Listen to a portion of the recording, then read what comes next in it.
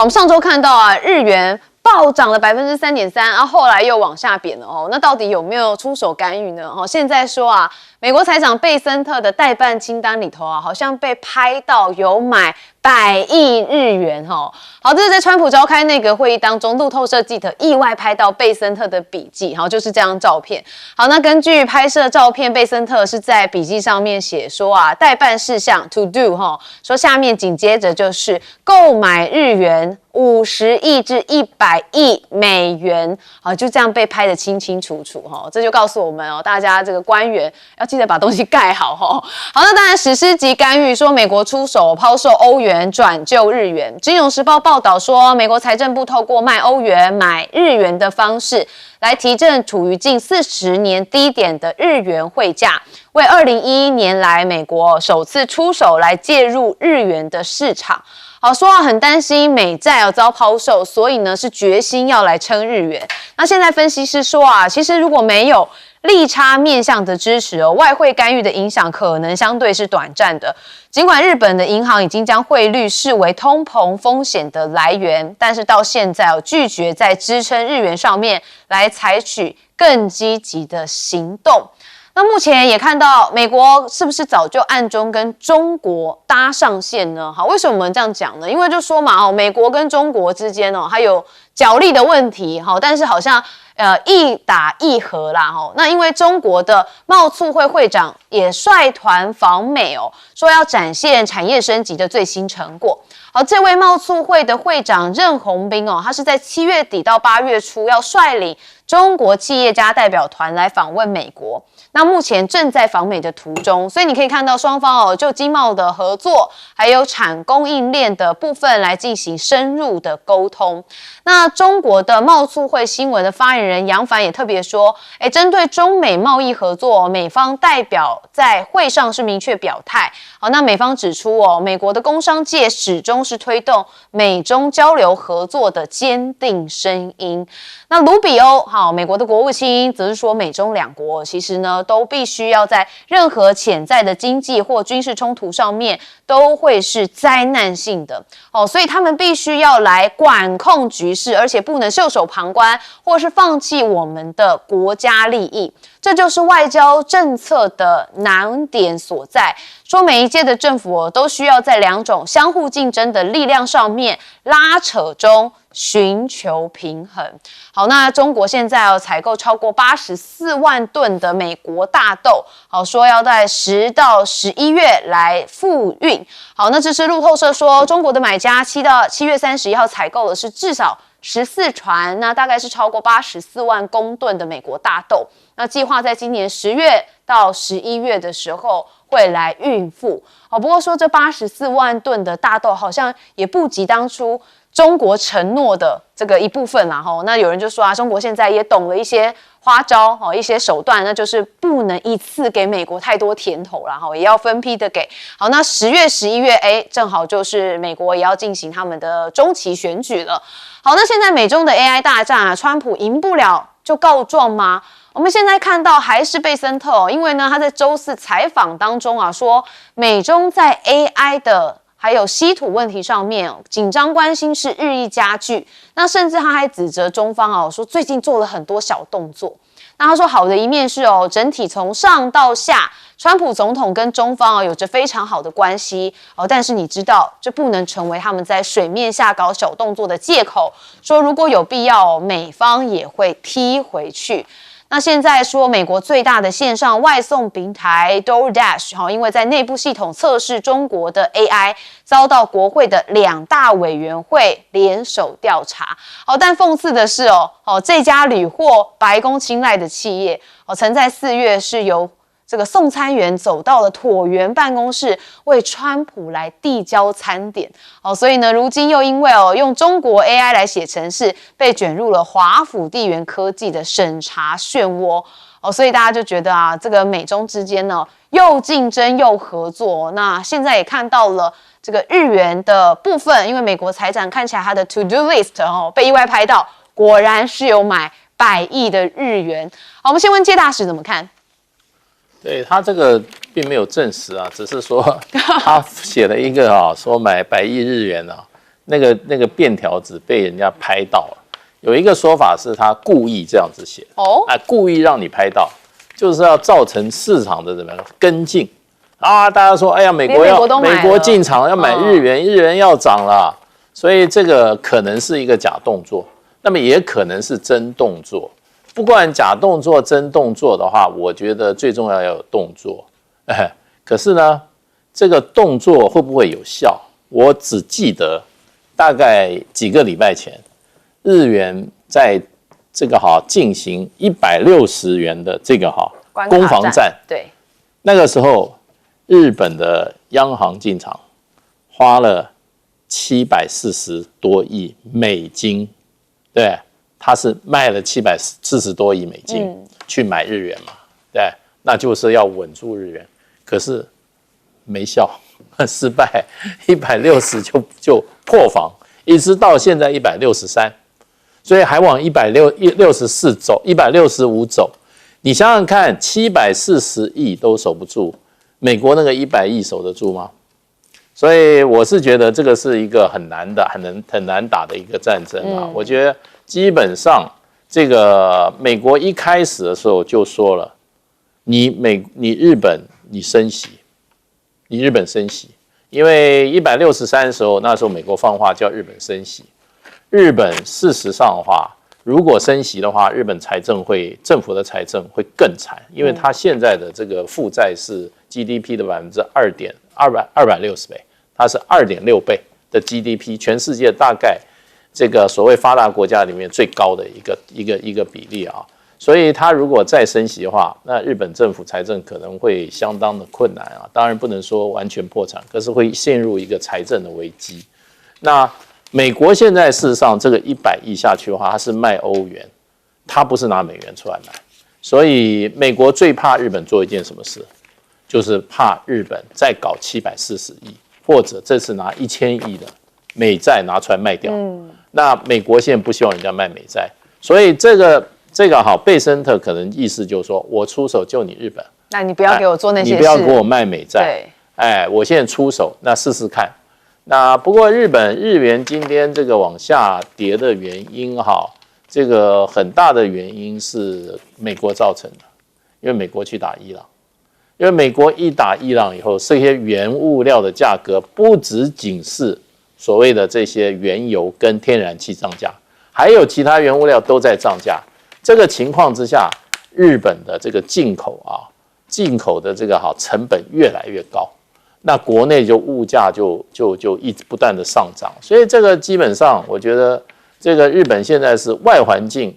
也对日元不利，内环境也对日元不利的情况之下，那贝森这100亿就试试看吧。好像目前短期的话，也看不出什么巨大的成效，不过中长期的话，我认为可能效果会很小。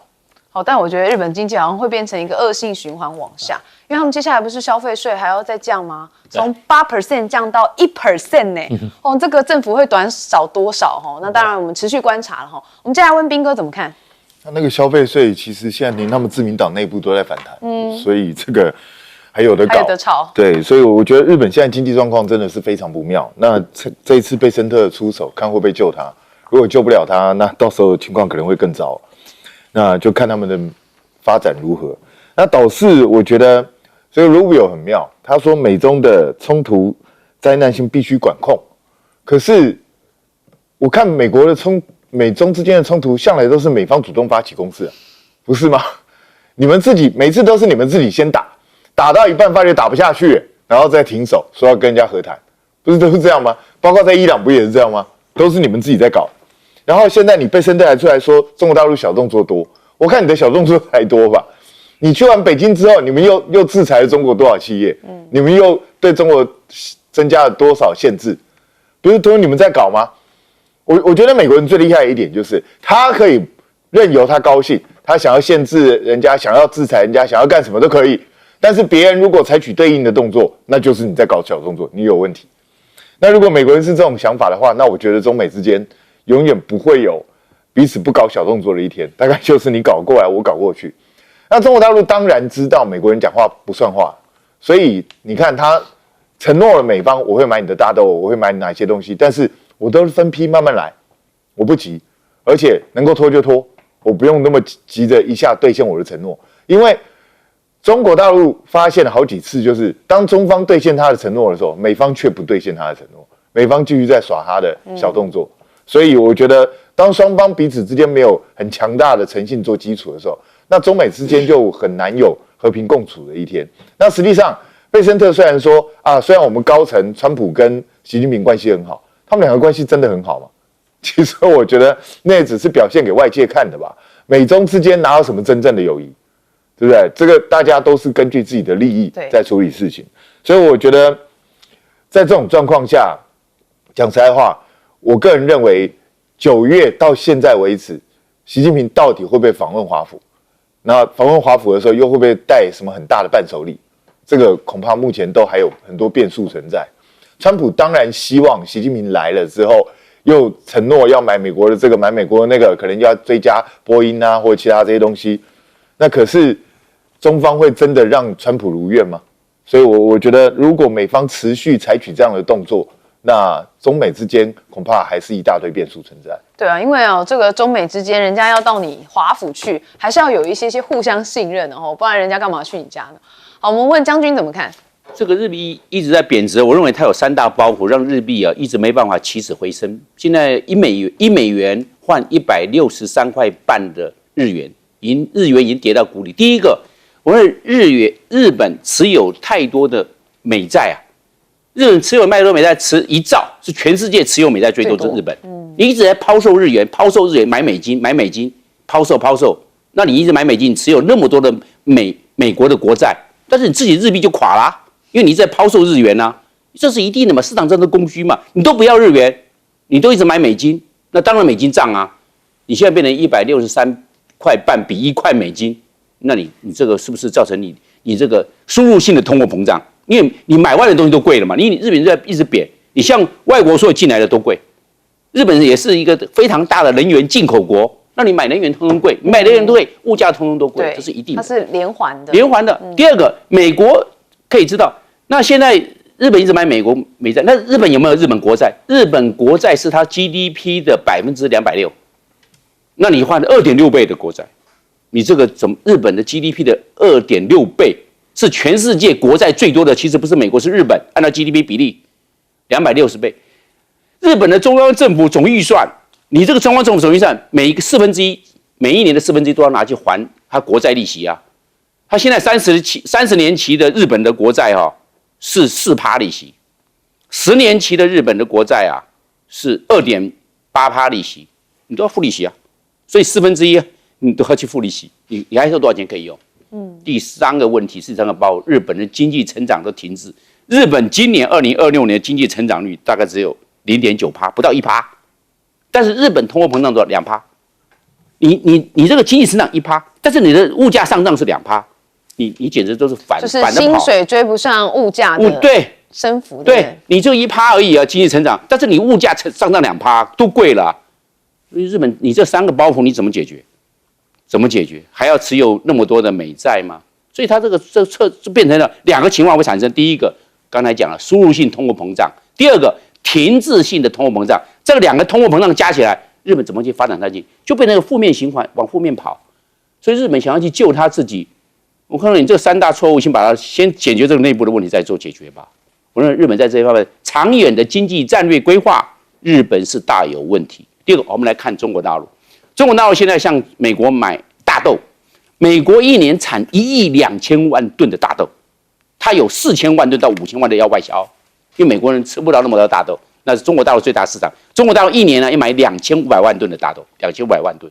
那现在只有84万吨嘛，小小的一点点，你们不能成比例，所以美国还要多向中国大陆去拜托中国大陆多买一点美国的大豆，因为中国大陆是世界上最大的粮食进口国，它就靠中国大陆，因为它的嘴巴多，10是一张嘴啊。对，所以大家才说嘛，中国看起来也是故意买的少一点慢慢买不要一次让美国吃太多甜头。好，我们休息一下，马上回来。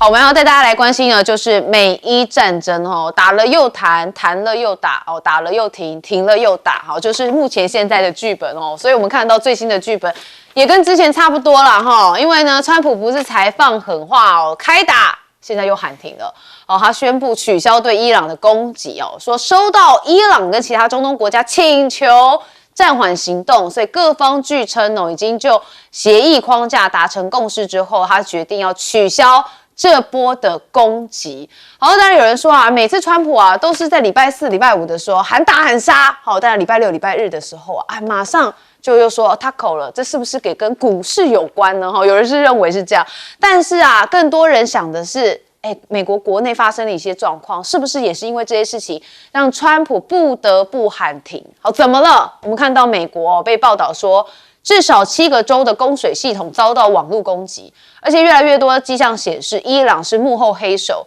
而且实际受害的地区可能更广。好，目前尚未发现水质遭到篡改或是影响饮用的安全，但是全美各地的官员高度戒备。这些被害系统通常是用于监控以及调整水质，包含化学药剂处理的浓度跟水压，所以部分的单位是因此被迫采人工操作。所以大家说好像好莱坞过去拍的惊悚片一样。好，那现在也看到说啊，谁帮华府就炸谁，这是伊朗他们在怒放狠话，这是他们的陆军少将说，任何将自己变成罪恶跟侵略者美国防御盾牌的国家，都将在战火当中被焚毁。好，伊朗官媒更扬言说啊，如果境内的能源设施遭到美国的美军轰炸，那将会对沙烏地阿联、卡达跟以色列的油气田展开报复，把他们烧成灰烬。好，所以看到伊朗好像没在嘎。好，那这样当一个人没在嘎的时候，另外一方就很嘎了也是一种胆小鬼游戏。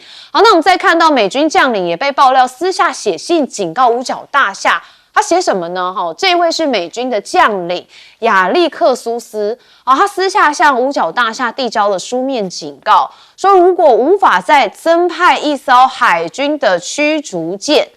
他就会被迫要选择优先保护美国本土，而不是以色列。好，所以在将领上面也认为在战事的部分已经拖太久了，似乎他们也对于现在华府的一些决策有一些反动。好，但我们看到以色列最近推出了一个新型的电侦机，他说他搭载的是 AI 功能，然后 AI 的技术整合了电子战、还有情监侦、目获以及信号情报等多种先进的设备。可以透过单一的平台执行多元的任务，来拓展电磁频谱跟情监侦的能量。那也说以色列好像已经慢慢的摆脱了美国的军事依赖，他们现在有说10年之内要自主的来研发还有生产专属的逆踪战机，还配备是先进 AI 的无人战斗机。这是以色列好像秘密在布局。那美国财长则是说他们正在全球范围内追查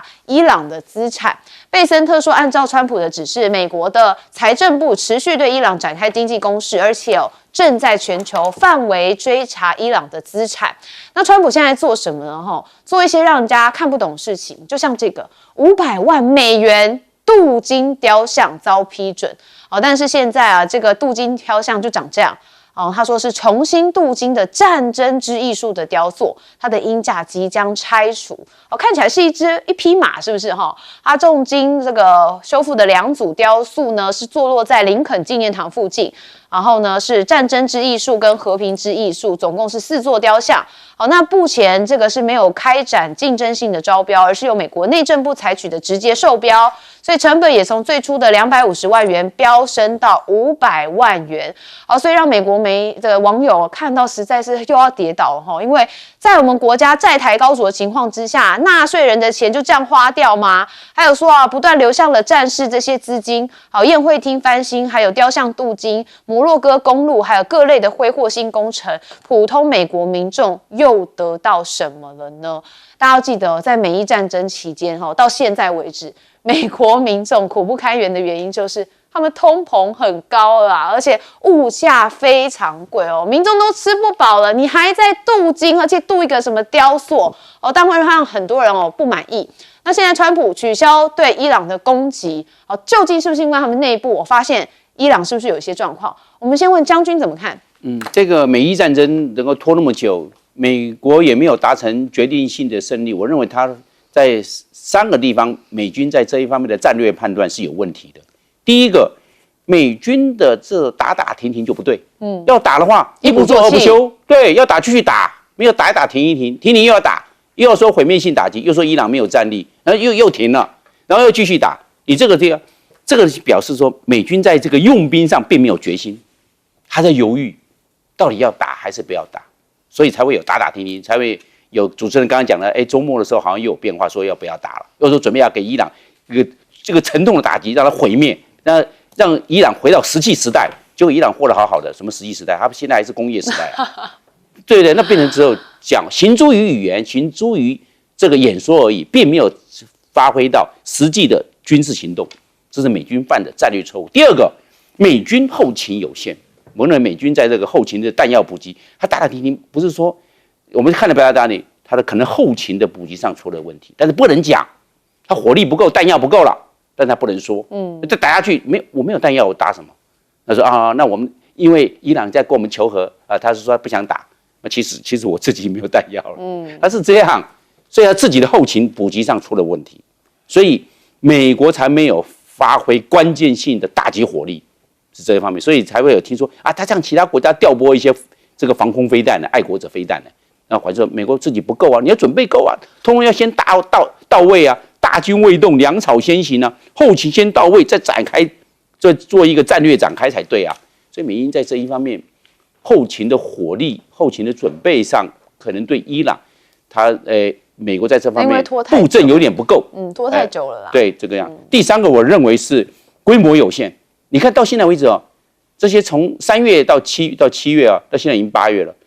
那个美军到现在，美军人没有动用他的陆军，美军也没有动用他的海军陆战队，也没有动用他的空降师，通通没有，变成单一军种，就是获得空中在那轰炸。你单一军种想要获得决定性的战果，那就非常有限。要陆海空3军整体大作战，一起3军联合作战，结果没有，你单一军种作战就纯粹空中轰炸，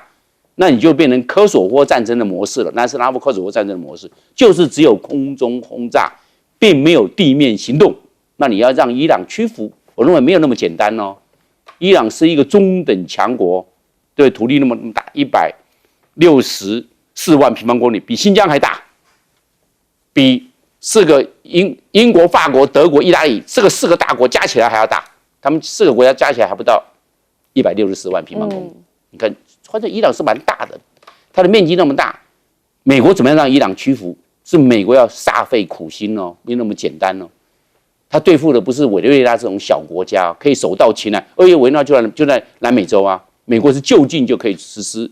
这个打击啊。那在伊朗是鞭长莫及。10万8千里啊，那么远啊，跑到那么远去，就在中东地区啊，所以美军在这一方面，我认为它的战略展开上，我认为有一些很大的问题。对，所以将军说可能是他们自己军队可能弹药不足那当然要用一些其他新闻来包装一下好，我们看介大使怎么看现在的整个战情呢？这个战争就是说，一般来讲，如果说战火它不能慢慢熄灭的话，它就会慢慢的扩大跟溢出。事实上这一阵子已经有这个沙特在苏伊士运河，在这个埃及境内苏伊士运河那么停泊的几艘油轮还有相关这些油跟气有关的船舶受到无人机攻击，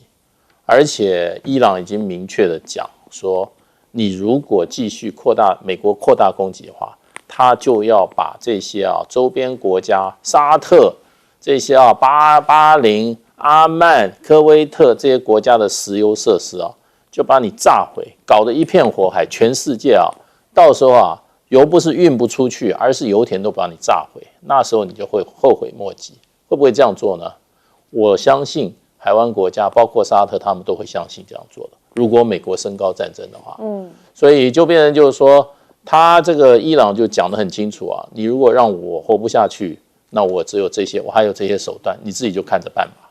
所以现在我觉得川普就变成怎么讲呢？就是反反复复，因为他问题没有看清楚，他没有想到伊朗他下一步会走什么，你在博弈的话，你要能够知道你的对手下一步是要走什么棋，他还有多少的这个棋可以走。如果都不知道的话，就是今天川普这个样子，这个靠一张嘴，然后很随机式的心情好就打，心情不好就不打吗？然后嘴巴讲的比行动来得狠，这是川普给人家的印象，所以他是一个很差的一个领导人啊。而且我们刚刚讲说，美国有7个州发现它的水有问题，第一个州就是明尼苏达，第二个州是 Michigan， 他们都发出了警讯。你知道川普怎么说吗？川普说：“明尼苏达那个假消息，那个明尼苏达他们是那个州的民主党的政府太差，所以他们是民主党自己搞出来的东西，现在想要把这个栽赃。”川普是这样看的，所以你不要小看了。另外，现在美国的这个将领说像陈交警告，若无法再增派1艘这个海军驱逐舰，他没有办法保护以色列。以色列他要先保护美军，美军在这个区域里面那么多基地，他要靠着美国海上的武力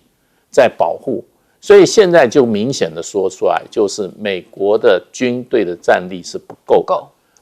的，所以呢，被迫要在以色列跟美国设施之间做一个选择，他应该2个都能 cover， 现在不行，所以这个讲的都是实话。对，他反过来看的时候，就是个大白话，就是一个很清楚的，美军现在军火战力都不够。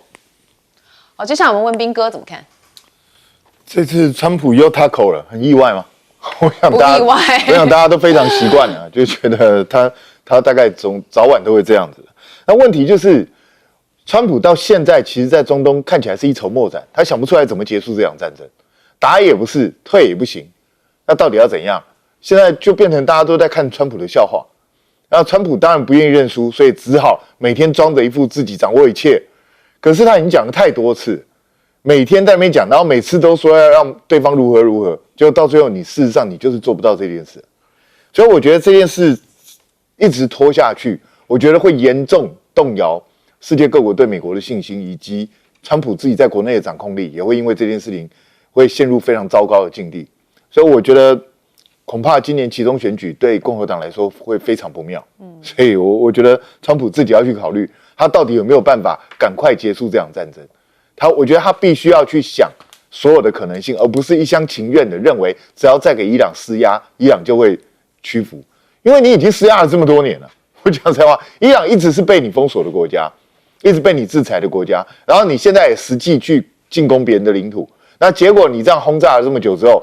他还是没有屈服啊，而且看起来越打越起劲。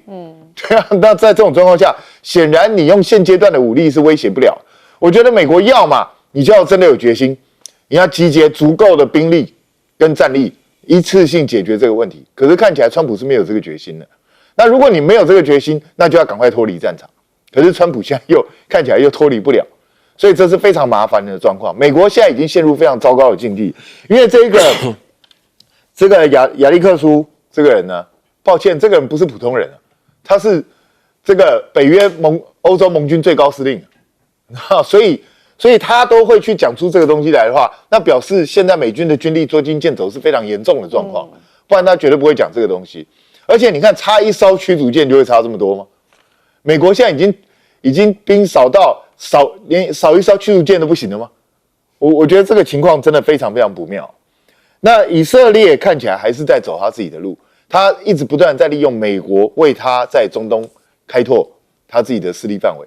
那可是问题是，以色列真的能够脱离美国就完全的独立吗？我个人觉得这可能性非常非常低了，因为毕竟以色列是一个完全没有纵深的国家，它国土太小，那四周的又被整个阿拉伯的人全部包围住，它只要稍微出现一个闪失，它就可能会亡国。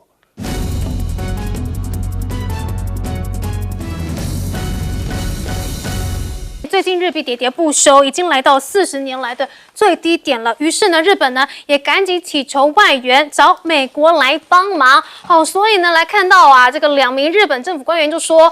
日本的财务大臣也将于3日宣布，东京与华府呢已经在会试采取联合行动，以遏制日元坠至40年来的最低点啊！甚至呢，这个画面也被捕捉到啦。这就是周五举行的美国政府内阁会议上面呢，贝森特在笔记本上面写着待办事项就是买入50亿至100亿美元规模的日元。好，那现在甚至是美国财政部也曾经告知华尔街多家银行说正在考虑出手干预来支撑日元。那日本的财务省财务官也说呢，我们了解到美国当局提供给我们一个支持不仅仅是道义上的支持而已我们一直与美方呢保持着密切的联系所以我们呢都错怪高市了啦，美国真的是会出手帮助日本的了不是只有说说而已。但是呢，地方上面似乎是不太买美国这个账来看到冲绳县政府呢就在抗议啦，抗议什么？赶快把海马斯火箭撤走这个是这个驻冲绳美军第12海军陆战队滨海作战团在最近新型的反舰导弹系统的短程防空系统正式部署之后呢，还是继续运用高机动火箭炮系统海马斯以及榴弹炮他们认为这跟最初的方针不符所以呢，已经向日本防卫省的冲绳防卫局要求要撤走了但是呢，没有美国的帮忙的话，这个日本自己能够去抗中吗？我们就来看到最近中国呢是在日中中线附近呢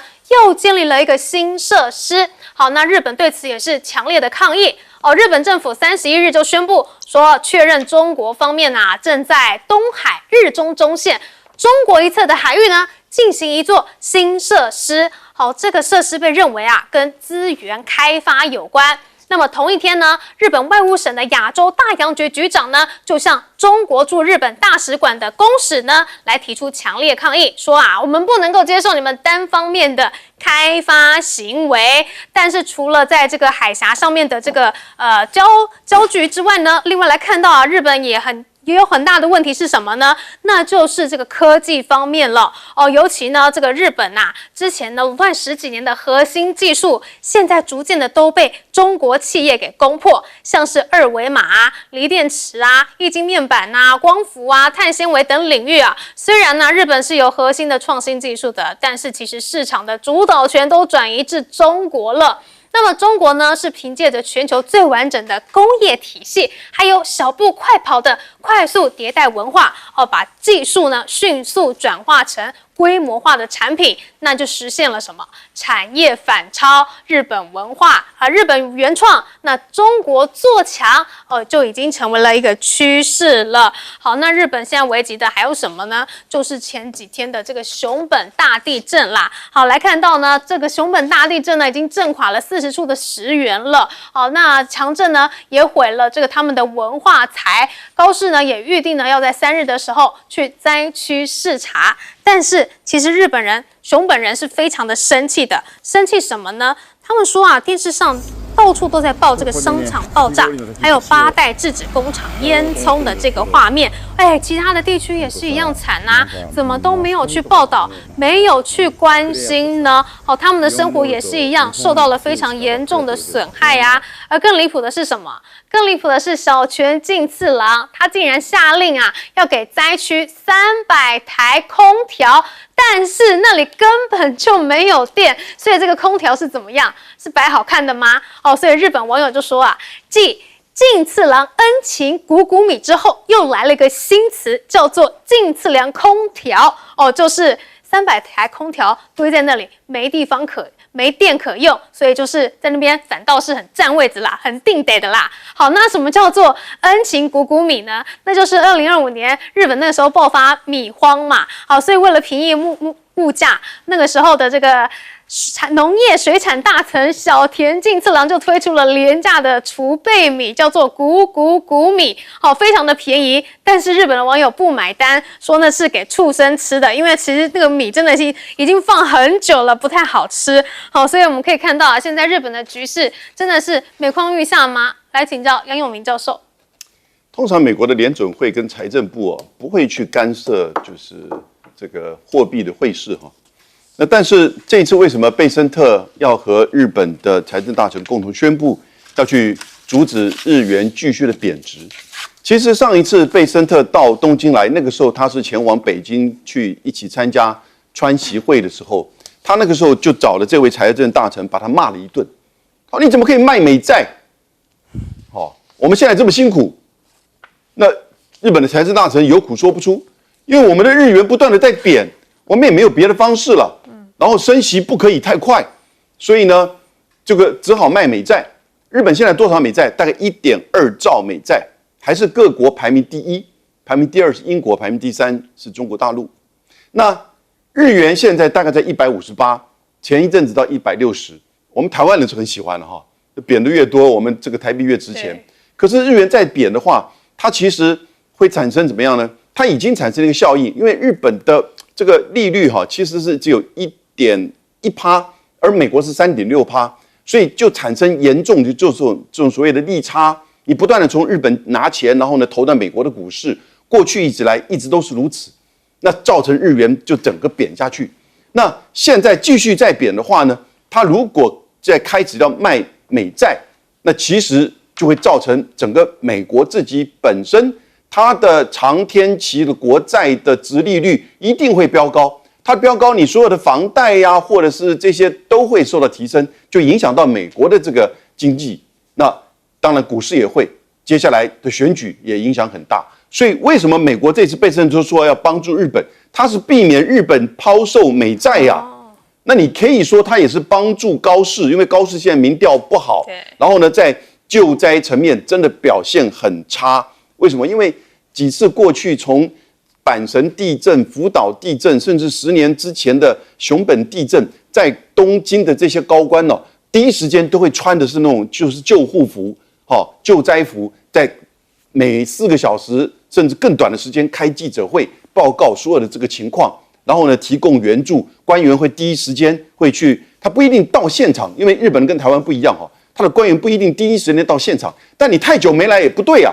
现在你看到的是高市这个反应真的太慢，而且呢跟过去形成一个对比，我觉得他这个在整个9州的票跟支持度会大幅的下降。所以美国现在要去帮日本的，那上一次帮日本什么时候？1998年，那个时候是亚洲金融大危机的时候才出现这种情况。现在基本上其实有一点是相互都有一点在货币上，在就是这个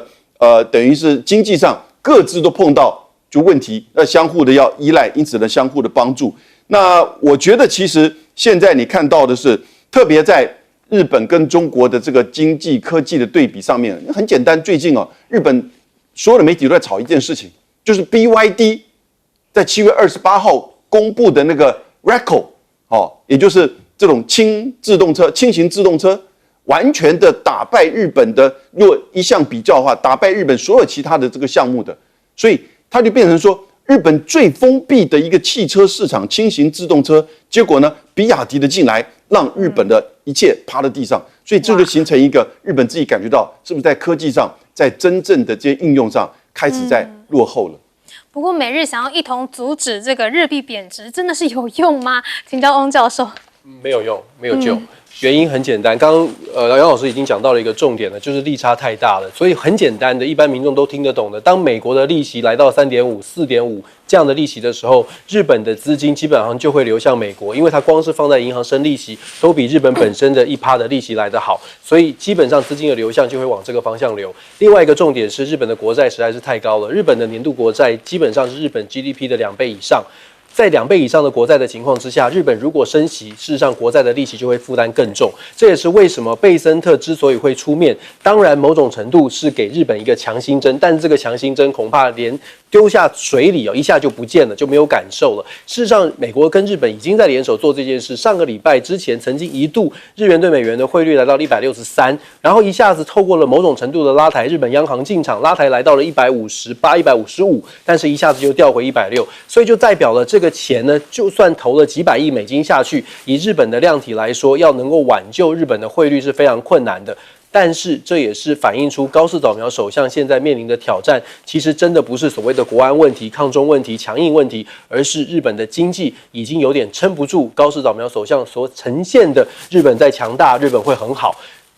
当日本的一般的民众感受到，事实上呢，他们在路上看到这么多的外国人，每一个人来到日本，每个人嘴巴里面讲的都是日本好便宜。日本的民众一般的感受是心在淌血的，因为这不是让他们高兴的一种观光的情况哦。所以目前的状况，高市早苗首相的民意调查支持度一开始之前曾经高达70%几，现在一路下滑到40%几，其实就已经是警讯了。关键不是日本的光荣感不见了，关键是高市早苗首相提不出一个有效让民众有感的财经上面的这个新的政策，让民众感受到经济的压力非常的大。那大家也会问说，那40%几民调这么低，是不是高市早苗首相会下台呢？短期之内也很困难。不是因为他做得很好，而是因为没有人想做，没有人有办法来承接这么大的挑战，结构性的问题没有办法解决。高市早苗首相这个位置其实不是这个他做得好，是没有人想做。日本自民党内当然有很多的抗议，有很多的抗争，但是因为没有人想做，所以高市早苗首相势必要继续再撑一阵子。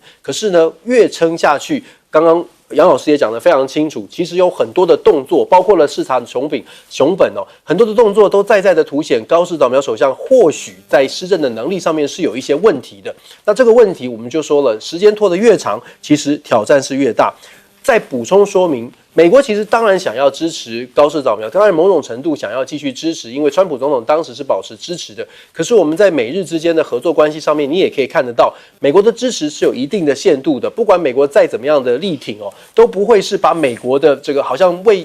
高市早苗两肋插刀，不会把美国的利益全部的投入进去。事实上，美国当然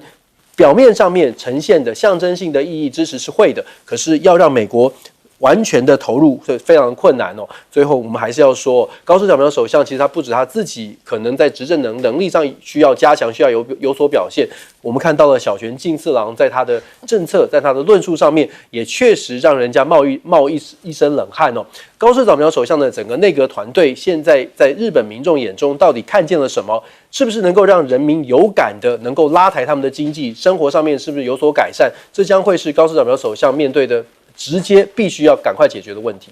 好，不过我们来看到中国在这个日中的中线附近建立的新设施，这到底是什么设施啊？请教小舰长。那个是碳油以及天然气的这个设施啊。那不过呢，日本政府这样的澄清啊，那中国大陆一定非常感谢，因为他讲得很清楚啊，是在中国的一侧。那在中国这一侧，你日本有问题吗？那如果说你日本以前的说法是因为在中国一侧，那但是呢，他们取的这个油源是同一个地方，那会可能呢，中国大陆动作快啊，也就是呢，春晓、断桥、天外天的这一些，我们讲到这些油井啊，抽的越多啊，那日本未来就抽的越少。对啊，那你日本快嘛，动作快，小快步，立刻冲过去，赶快来挖，你不要跑到那个南鸟岛去挖5000公尺的稀土嘛，赶快来挖油嘛，对不对？但是你也没有那个本事，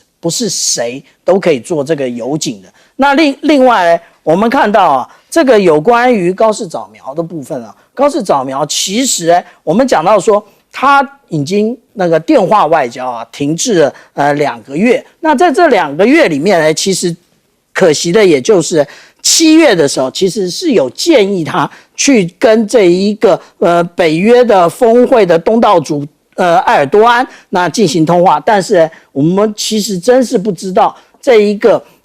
高市早苗在忙什么啊？最后忙来忙去，他说他每天只睡3个小时啊，结果睡了3个小时，埃尔多安的电话也黄了。那接下来呢，我们来看到说，他这一个部分呢，因为其实这一篇整个的报道的核心啊，他在讲的是，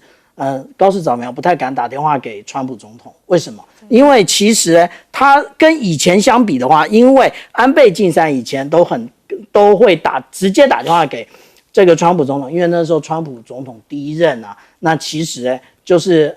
人生地不熟的，然后什么地方都需要安倍晋三的稍微提点一下啊。那但是呢，现在川普已经是2.0了，驾轻就熟，你高市早苗反倒是人生地不熟的状况啊。那也就是这个状况的时候，对不起，他就更不敢打电话给这一个川普了。问题是，你不打电话给川普，川普一样问你啊。问你说，你要不要派兵到这一个中东去？你说，哎呀，这个我们有宪法相关的规定，那你不是要修宪吗？那你动作快啊，你不要每天只睡3小时，然后结果那个我们刚刚讲的那个东海油田不挖，然后现在这一个相关的有关于到中东派兵你又不派，其实日本的这一个猎雷的技术是很好的。那这个也就是川普为什么没有对其他国家提出这个要求？因为他很清楚这一个部分只有日本会。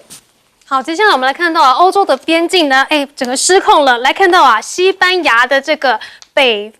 非飞地休达，竟然是在短短几天之内呢，被高达6万名的摩洛哥人给挤爆了哈，甚至呢，在7月30号开始啊，短短数天内呢，就涌入了多达6万名，主要来自摩洛哥的非法移民。他们怎么样？试图要透过游泳啊、冲破防波堤等方式，要闯入西班牙领土。结果怎么样？这个大规模的偷渡潮造成了至少67人的死亡。好，所以呢，其实摩洛哥的军警呢，也是在边境啊去发射高压水炮，还有催泪瓦斯，还鸣枪示警。现场呢也留下了一排排遭到焚毁的车辆，烟雾弥漫。那么西班牙马德里当局呢，也是一样啊，去调派了军队啊、政报警察啊、无人机啊、潜水员、战队都去前往支援。那么对于这个西班牙首相展现出了强硬态度，甚至呢还致信给冯德莱恩说啊，这个部分的欧盟国家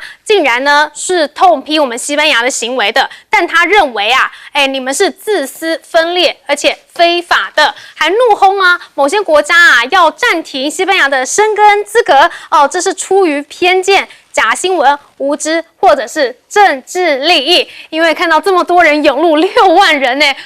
这个西班牙也真的是有一点没有办法招架了吧。好，那另外来看到这个画面呢，还有一名西班牙的年轻女子，她在接受媒体访问的时候呢，周围啊就围绕着一大群的移民，她很害怕，一边哭着说：“我被包围了，我需要帮助，这是一场灾难。”今天是休达，那明天可能会轮到加那利群岛或者是塔里法，那甚至为了要围堵这个移民大入侵，西班牙还射出了什么呢？射出了半公里的浮障，说这个是什么海上长城呐，想要来围堵移民啦。这个是西班牙海军1日在休达塔拉哈尔海滩跟摩洛哥之间设了一个海上浮屏啊，海上巨墙啦。那露出水面的高度大约是30到70公分哦，就是希望他们游一游之后爬不过去啦。但是这一起很夸张的这个移民这个冲突是怎么来的呢？竟然是来自一个谣言吗？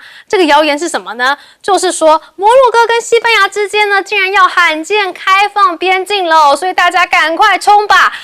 这些谣言一传到移民的耳中，马上呢就疯狂的冲往这个西班牙位于北非的这个飞地休达。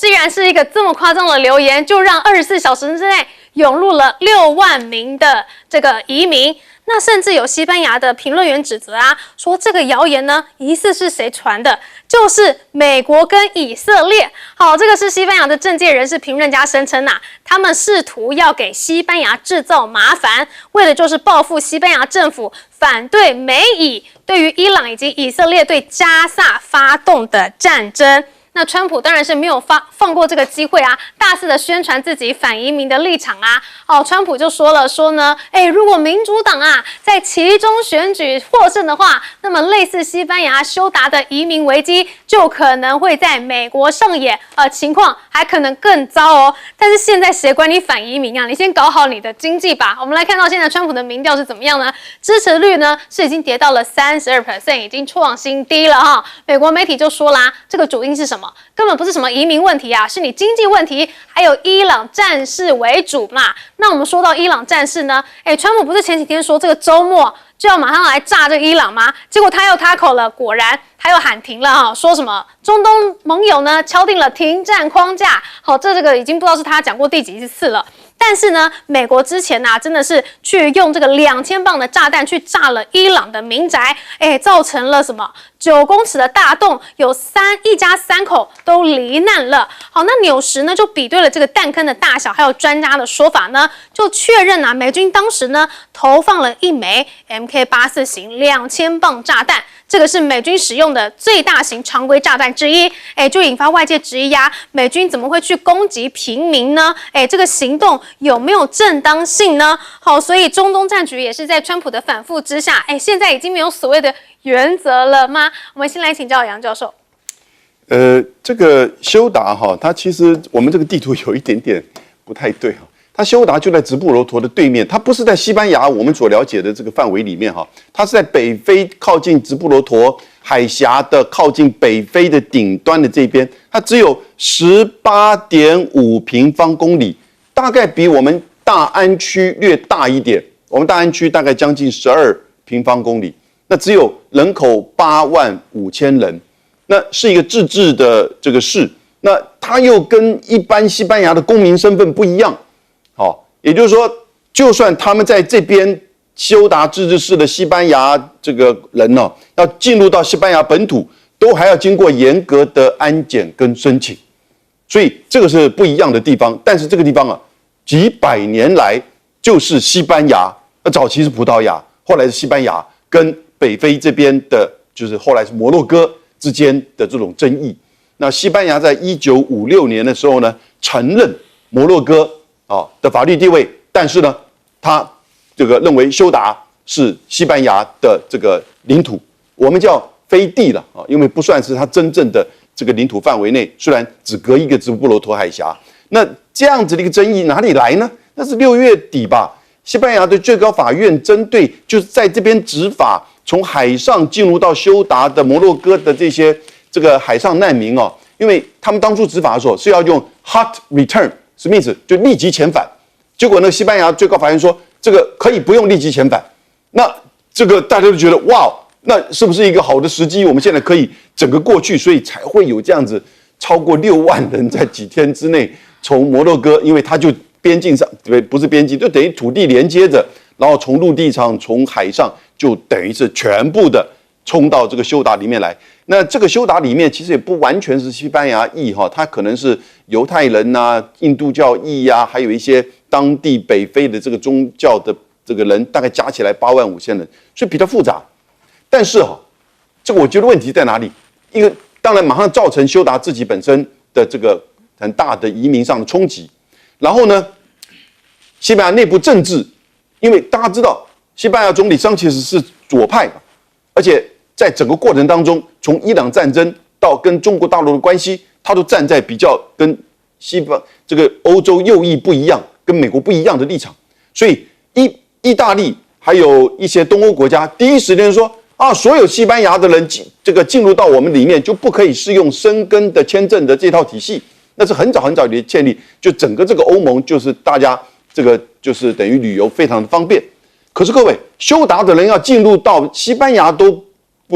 要经过很严格的安检。那西班牙认为说你刻意的落井下石，这个在这个时间点是政治报复，有没有道理呢？我觉得还有它的道理因为基本上这个事情由来是有清楚的，而且意大利难道没有碰到这些就是移民的冲击吗？东欧难道没有碰到移民的冲击吗？如果你这些国家碰到移民的冲击，旁边的国家就跟你落井下石，就跟你这个断绝这个相互的观光或旅游的往来，那你还叫一个欧盟国家吗？欧盟体系吗？申根体系吗？那这个时候，美国川普也在那边，同样在那边在那加油。你看，西班牙果然这个问题我们不可以让它在美国发生，否则会产生恐攻。你看无限上纲的情况，如果把这个事情了解的话，你就知道这些国家在这边笑哈哈的，然后呢再取笑西班牙，基本上根本在政治报复。好，所以欧盟真的都是塑料姐妹啦。我们休息一下，广告中马上回来。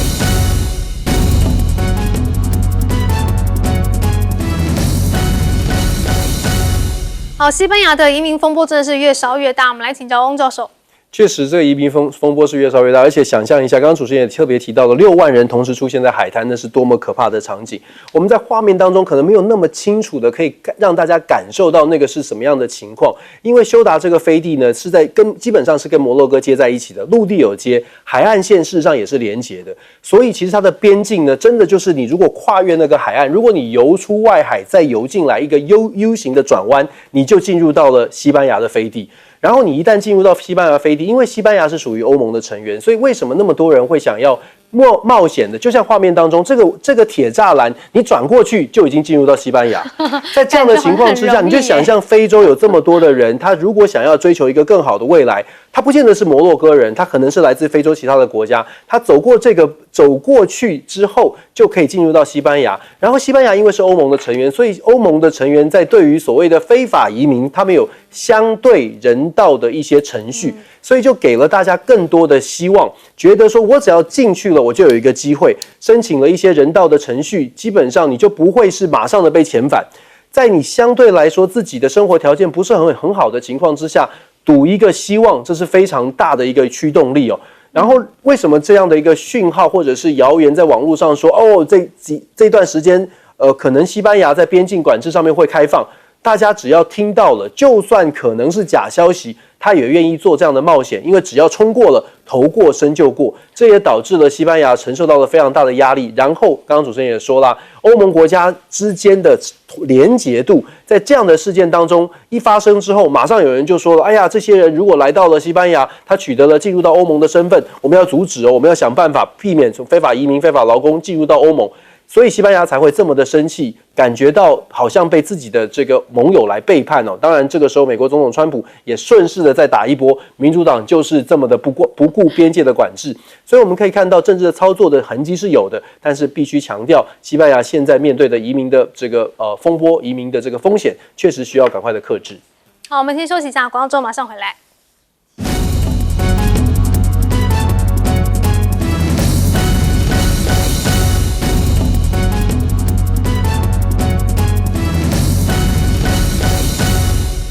好，竟然有6万名摩洛哥人想要挤进西班牙，我们来请教肖舰长。